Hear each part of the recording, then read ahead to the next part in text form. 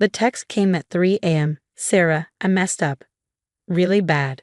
Need to talk ASAP. I stared at my phone, already knowing what my brother had done.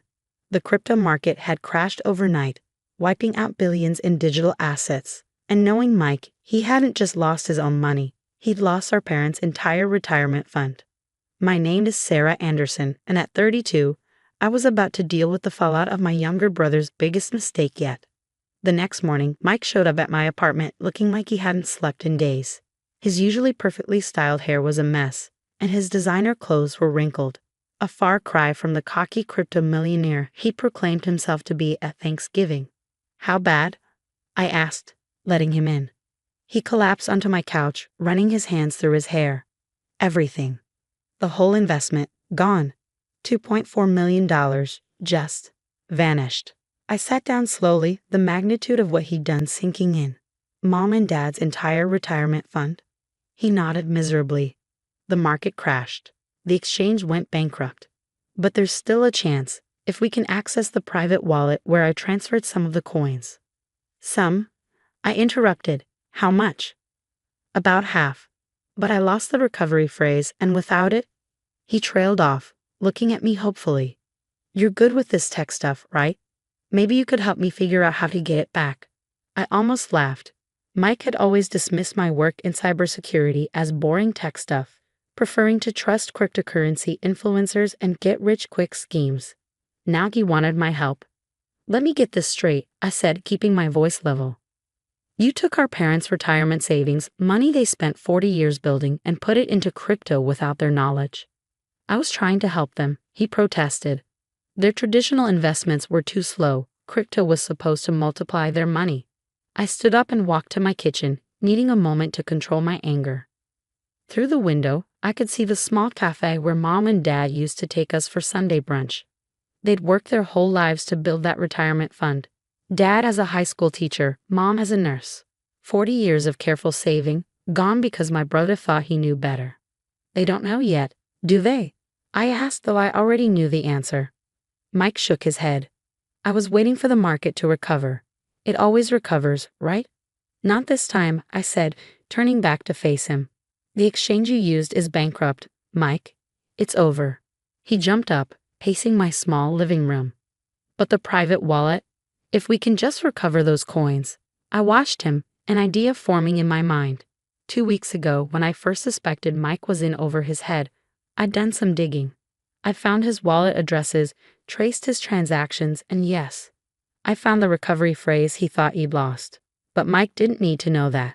Not yet. What exactly did you do with the recovery phrase? I asked. I wrote it down. I know I did. It was on a piece of paper in my apartment, but I can't find it anywhere. He ran his hands through his hair again, making it stand up even more. Sarah, please, you have to help me fix this.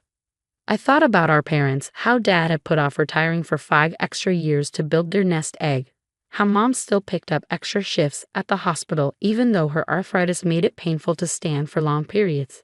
Okay, I said finally. I'll help. But we do this my way. Mike's face lit up. Really? You can recover the wallet? Maybe. But first, you need to tell Mom and Dad the truth. His expression fell. I can't? It'll kill them. They need to know, Mike, and it needs to come from you. He sank back onto the couch, looking smaller somehow. Will you come with me? I nodded, already planning the next steps in my head. We'll go tonight, but remember, this is just the beginning. If you want my help recovering those coins, you're going to have to do exactly what I say. That evening, we drove to our parents' house in silence. The modest 2-story home where we'd grown up looked exactly the same. Mom's flower garden blooming despite the early spring chill, Dad's old Volvo in the driveway. Mike's hands were shaking as we walked up to the door. I could have told him then that I had the recovery phrase, that half their money might still be recoverable. But he needed to face this moment, needed to see exactly what his reckless actions had done to the people who trusted him. Mom answered the door, her face lighting up when she saw us. What a surprise. Come in, come in. I just made coffee. Dad was in his usual spot in the living room, grading papers at his desk. Even after retiring, he still substituted at the high school a few days a week, To stay sharp, he said, though we knew it was also to help build their savings. Their savings. The thought made my stomach turn. Mom, Dad. Mike started, his voice cracking. I need to tell you something. They sat together on the couch, concern growing on their faces as Mike struggled to find the words. Finally, I stepped in. Mike made some investment decisions, I said gently, with your retirement fund. Mom's hand flew to her mouth. What do you mean? Mike couldn't meet their eyes as he explained. How he convinced their financial advisor to transfer the money, how he'd invested it all in cryptocurrency, how it had seemed like a sure thing until it wasn't. The silence that followed his confession was deafening. All of it? Dad finally asked, his voice barely a whisper. Everything we saved. Mike nodded, tears streaming down his face. I'm so sorry. I thought I could make it grow faster, give you the retirement you deserved. Mom's face had gone pale. But how will we? She couldn't finish the sentence. I watched as the reality of what Mike had done sank in. All their plans. The small condo in Florida they'd been looking at, the trip to Europe they'd been saving for, the comfortable retirement they'd worked so hard to build, gone because my brother thought he knew better than 40 years of careful planning. There might be a way to recover some of it, I said carefully. About half the money was transferred to a private wallet. If we can access that wallet, those funds might still be there. Hope flickered across their faces, but I could see the trust was already broken. Mike had always been their golden child, the charming son who could talk his way out of anything. But not this time. I trusted you, Dad said, his voice heavy with disappointment. We trusted you. Mike broke down completely then, sobbing like I hadn't seen since we were kids. I'll fix this, he promised between tears. I'll work 3 jobs if I have to. I'll pay back every penny. But we all knew that was impossible. Even if he worked for the next 20 years, he couldn't replace what they'd lost. As we drove back to my place later that night, Mike was quiet, the weight of what he'd done finally sinking in. What do we do now? He asked as I parked outside my building. I thought about the recovery phrase stored safely in my encrypted files, about the plan I'd been forming since I first discovered what he'd done. Now, I said, you learn what it means to be responsible for your actions. If you want my help recovering those coins, you're going to have to earn it. How? First, you're going to sell your fancy car, your designer clothes, everything you bought with Mom and Dad's money. Every penny goes to them. He nodded quickly. Of course, anything. Second, you're going to move back home and help them. Dad shouldn't be working at his age, and Mom's arthritis is getting worse. They need support, not someone gambling with their future. Okay, he agreed, though I could see him struggling with the idea of giving up his downtown apartment and luxury lifestyle. And third, I continued, you're going to learn exactly how cryptocurrency works, not from influencers and Reddit posts, but from actual experts. I've arranged for you to take some courses at the Tech Institute where I teach part-time. He looked at me in surprise. You teach 2 nights a week, cybersecurity and blockchain technology. Maybe if you paid attention to what I do for a living instead of dismissing it as boring tech stuff, you wouldn't be in this mess. The jab hit home. Mike slumped in his seat, all his usual bravado gone. How long will it take? To recover the wallet?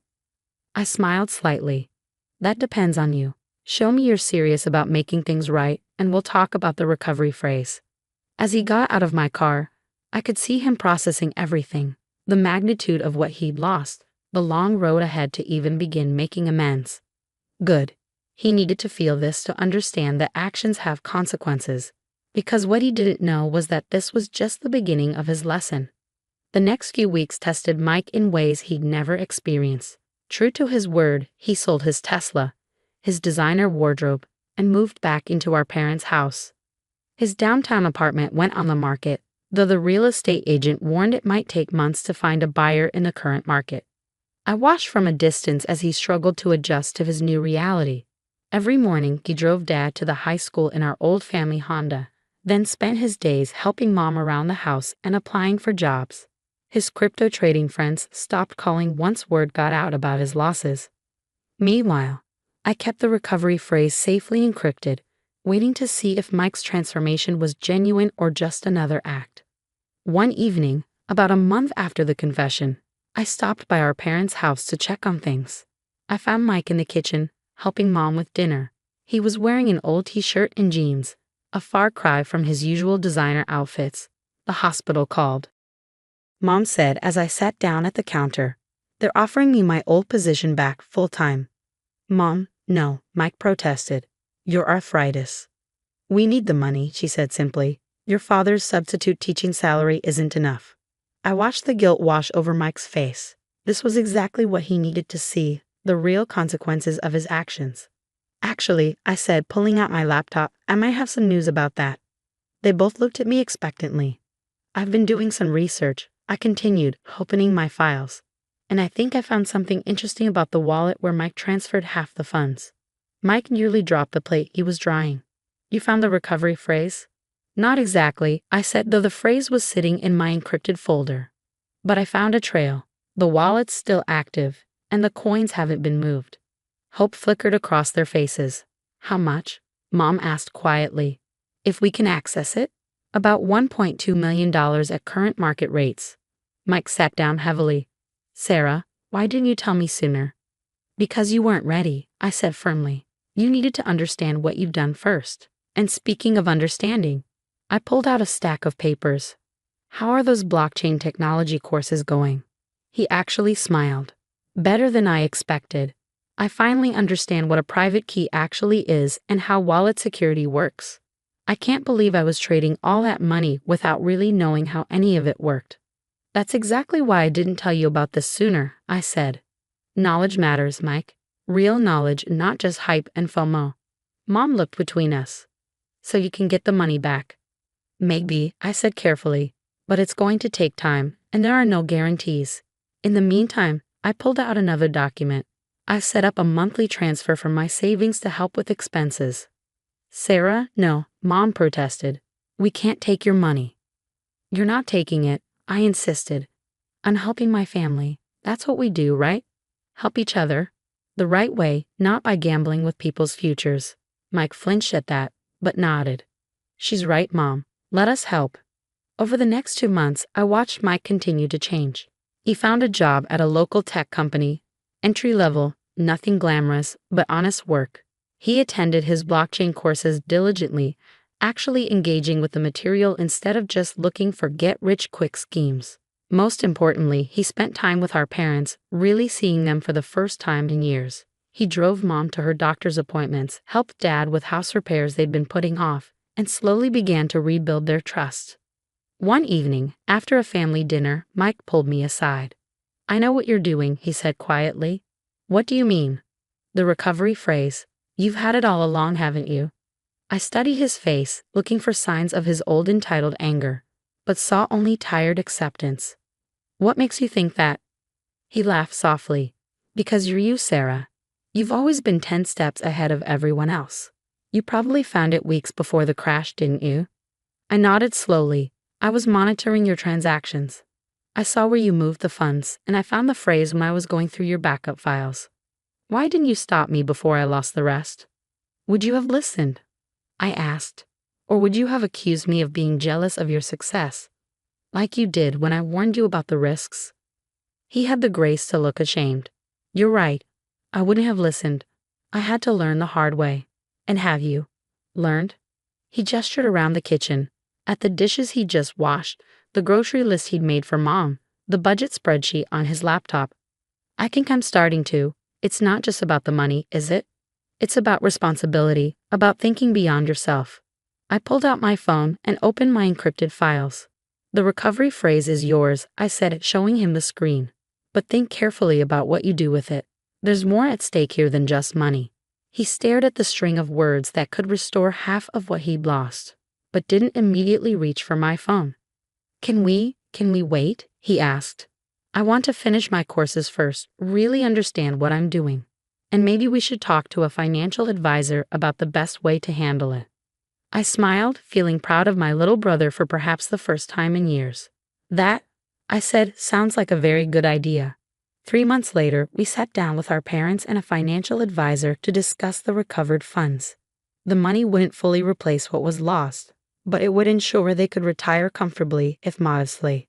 Mike insisted that the funds be placed in a conservative investment portfolio, with him having no direct access. I've learned my lesson, he said when Mom tried to protest. Some things are too important to risk. As we left the advisor's office, Mike turned to me. Thank you, he said. Not just for saving the money, but for teaching me what it really means to take care of family. I hugged him, remembering the arrogant crypto bro he'd been just months ago. That's what big sisters are for, I said. To help you learn from your mistakes. Even when the mistake is $2.4 million? Especially then. Today, our family is stronger than ever. Mom retired properly, with Dad joining her. They never did buy that condo in Florida. But they seem content with their modest lifestyle and weekly family dinners. Mike continues to work at the tech company, where he's been promoted twice. He's paying back what he can to our parents, though they insist it's unnecessary. More importantly, he's found purpose in helping others avoid the mistakes he made, volunteering to teach financial literacy at the local community center. As for me, I keep the story of the recovery phrase as a reminder that sometimes the best way to help someone isn't to save them from their mistakes, but to help them learn from them. Last week, Mike brought his new girlfriend to family dinner. When she mentioned being interested in cryptocurrency, I watched him launch into a careful explanation of blockchain technology, investment risks, and the importance of doing thorough research. The most expensive lesson I ever learned, he told her, was that there are no shortcuts to building something worthwhile. Mom squeezed my hand under the table, and I knew she was thinking the same thing I was. Sometimes losing everything is the only way to find what really matters. The recovery phrase still sits in my encrypted files, a reminder of both how much we almost lost and how much we gained.